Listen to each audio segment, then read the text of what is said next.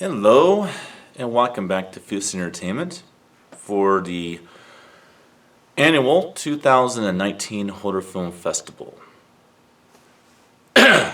Just like last year, this will be 62 days of scary movies. This year's a little different from last year. Last year was the icons of horror, and there's very little left of that. And so September of this year is mostly about smaller franchises that kind of are either not looked at as much or not appreciated as much. October will be, of course, the masters of horror with Stephen King and John Carpenter and Clive Barker. Which, of course, I will be watching both It Chapter 1 and Chapter 2 for that. For anyone who's wanting to know. But first, let's talk about tonight's feature, which is the first of the Wrong Turn movies. It's just a regular box set, nothing fancy or anything about it. It's just a digibook, which means you just have the discs inside. Pretty basic. Unfortunately, it has the first 5 films, not all 6 films. So I will probably have to either track down part 6 or rent it video on demand on Amazon Prime, like I did with the Incredible Hulk for the MCU marathon. Alright. Wrong Turn came out in 2003. It was an independently shot movie for Summit Entertainment, part of their international shelf of films around that time. Mostly Canadian-based, although there was a few American actors in it. I always forget his name. Maybe I can actually see it on the back of here. I guess so.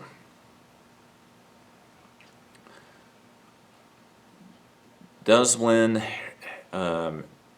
Harrison, I think it's Harrison.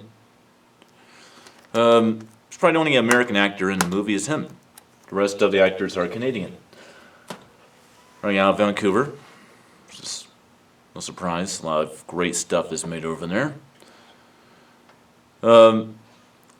You might recognize him from a long-lived TV series, Dexter, on Showtime.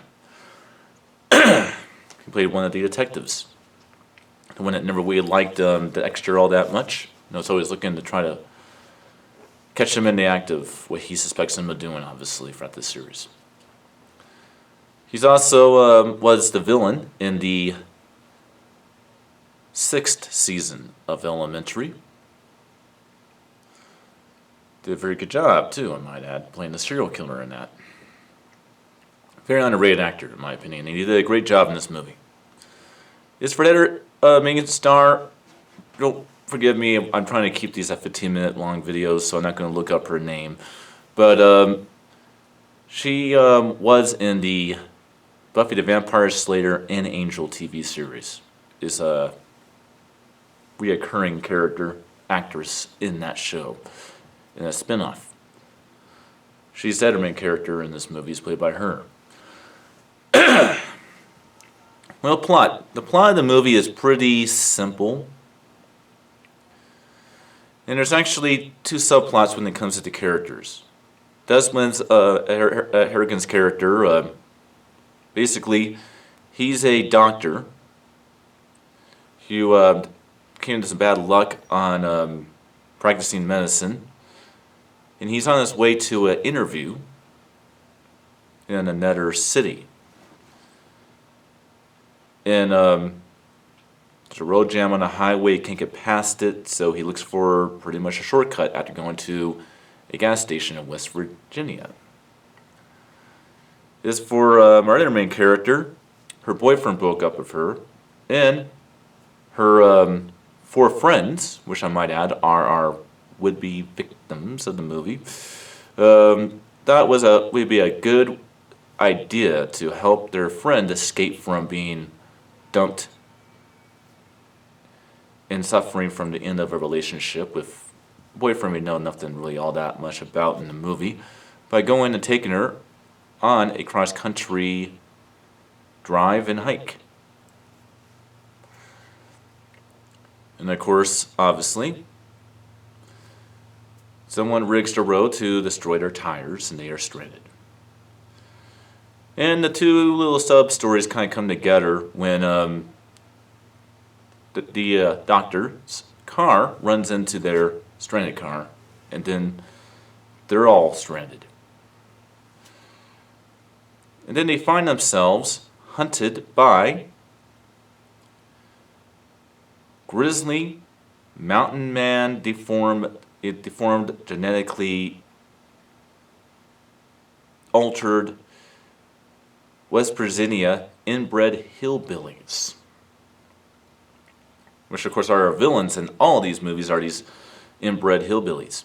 Now, what's funny is they look at this as a mythology in the backstory, kind of inspiring this movie, but inbred hillbillies really do exist in West Virginia. So if you want to go cross country, do not go to West Virginia. This may actually happen. Tell you. There's a lot of cannibalism, obviously. They don't show a lot of cannibalism in this particular movie. In the next films they do. But yeah, these inbred West Virginia hillbillies eat people, basically. And that's what they do. They hunt people. They come cross country for food. Oh, they don't really talk about that much in this movie. Obviously, they try to outsmart the inbred hillbillies. And one by one, until our two main characters are left, they are strategically killed from predatory nature from the inbred hillbillies.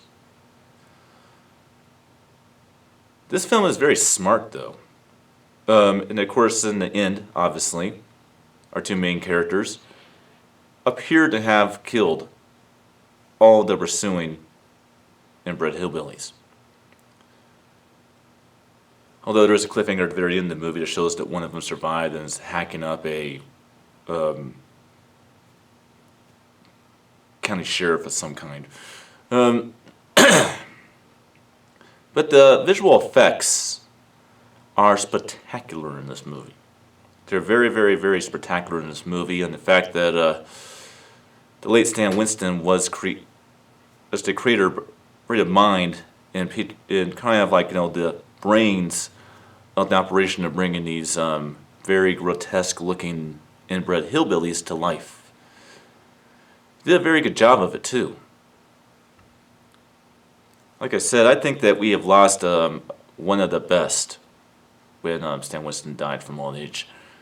Some of the stuff he's done is just amazing. This is certainly one of them. He also produced the movie too, so that's very interesting. Doesn't do that often, but this is one of the few films that is widely known out there for being produced by Stan Winston. Stan Winston is the visual effects wizard that's responsible for all the visual effects in movies like The Terminator, Aliens, Jurassic Park, Darkness Falls, and many, many others. He was a genius and the creator of pretty much the trade of visual effects as we know it. One of the creators of it, way up there with Tom Savini. He also, unfortunately, has passed away. Matter of fact, all the visual effects wizards, there's very few of them that are still alive, which is unfortunate.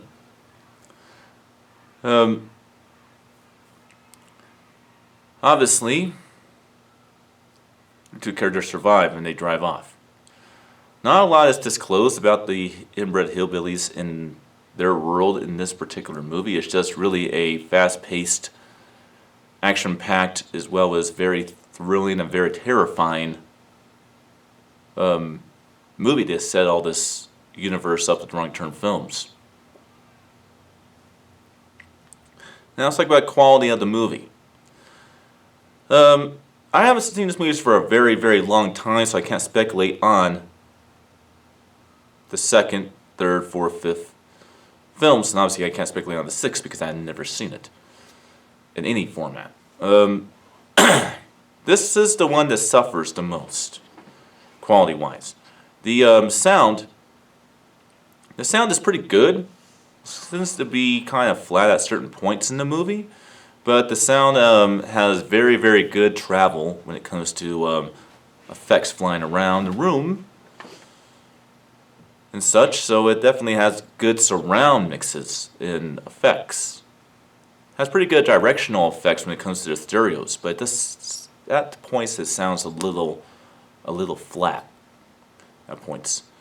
But it doesn't suffer so much on audio. The audio is actually pretty good for what it is. Where it suffers the most is in video.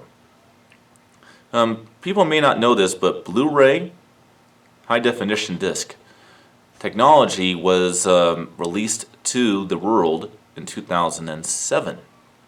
This film came out in 2003, and although this is a Blu-ray version of the movie I watched, it still looks very, very, very pixelated, like a digital movie, like you would see in the late 1990s to early 2000s. It kind of looks like that type of movie, so you really can tell that it looks like that. This is probably because it was filmed that way, because Full HD wasn't actually used as technology regularly on the big screen until, like I said, 2007, 2006. And I would say that they started using the technology in about 2004, 2005 is when they really started using Full HD cameras and stuff like that. So they actually had it filmmaking wise before we had it in 2007, but this film is pre-technology to HD technology that we know of today. So this film was recorded with digital resolution, so it was really recorded to be in standard sort of regular HD, which is 720p, not 1080 by 24p. So it's a bit grainy and a bit pixelated and a little bit warm at points. I think that's the overall way to kind of look at it, which obviously means that expect more warm tones in the movie and not really any cool tones in the movie. And that's my views on 2003's Wrong Turn. Definitely recommend it, especially if you haven't ever seen it. This is a shocker of a movie. Now, I have about 3 minutes left, so I'm going to talk about a couple of things. People have been wondering probably where I've been for quite a while. Maybe you guys thought I was dead or something. No. I've been busy with work. Work has been very busy. My life's going pretty good, though. Sorry. A little congestion in my throat. It's clearing up now, though. I also have an announcement. I'm going to have a new kind of movie review for you, too. This will be separated from what I'm doing right here. What I'm doing right here is what's called a movie in Blu-ray review.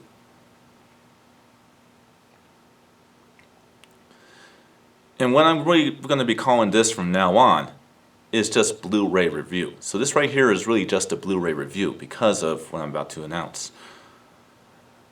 I have a 100-inch projection screen in a projector. And so when I actually do the full-on movie review experience from now on this channel, it will actually be theatrical.